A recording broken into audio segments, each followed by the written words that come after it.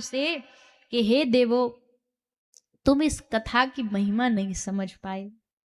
तुम देव हो करके आज ये कथा का प्रताप है कि तुम अपना स्वर्ग छोड़ करके यहाँ इस धरती पर हम मानवों के सामने हाथ जोड़ रहे हो कि कथा सुना दो।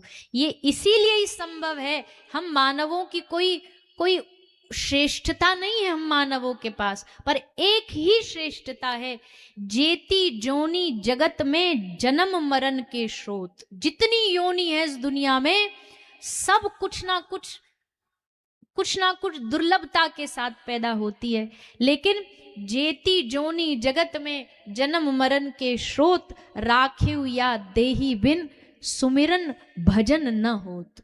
ये देही एक ऐसी है, मानव देही, जिसमें रह के भजन किया जा सकता है। इसलिए तुम यहाँ आए हो कथा सुनने के लिए, लेकिन तुमने एक गलती कर दी। तुमने कथा की तुलना की, तुमने कथा को तोलना चाहा, तुमने कथा को खरीदना चाहा। पर भैया, दुनिया में जो कीमती चीज होती है ना, वो बिकाऊ नहीं होती। जैसे हवा, सांस, दुनिया में जो जो सबसे महंगी चीज है ना, वो सब निशुल्क है, वो सब निशुल्क है। तो तुमने कथा को खरीदना चाहा, ये कथा बिकाऊ नहीं है। हाँ, कथा सुनने जो लोग आते हैं ना, श्रोता का लक्षण क्या होना चाहिए? सुनो सभी ध्यान से। कथा में क्या भाव लेकर के आना चाहिए? जो यहाँ इज्जत सम्मान की भूख लेकर के आते हैं कि भाई हमारा माला पड़े, उनका मतलब सब तो नहीं, पर कभी कभी कोई एक आध ऐसा हो जाता है। बड़ी बड़ी समितियों में ज्यादा हो जाता है क्योंकि खूब सारे लोग होते हैं।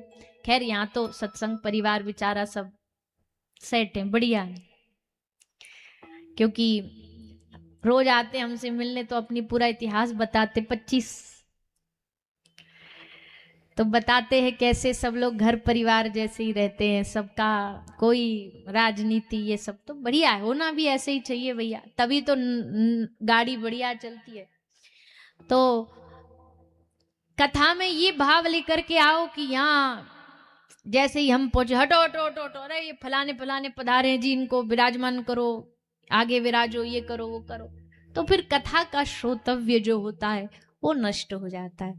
कथा में तो भगवत कृपा से कहीं भी एक इंच मात्र भी जगह मिल जाए ना बैठने की, चाहे कहीं भी मिल जाए, पीछे मिल जाए, पंडाल भरा है तो पंडाल से बाहर ही मिल जाए, हमारी मैया देखो बेचारी वहीं से बैठी बैठी कथा सुन रही, इतना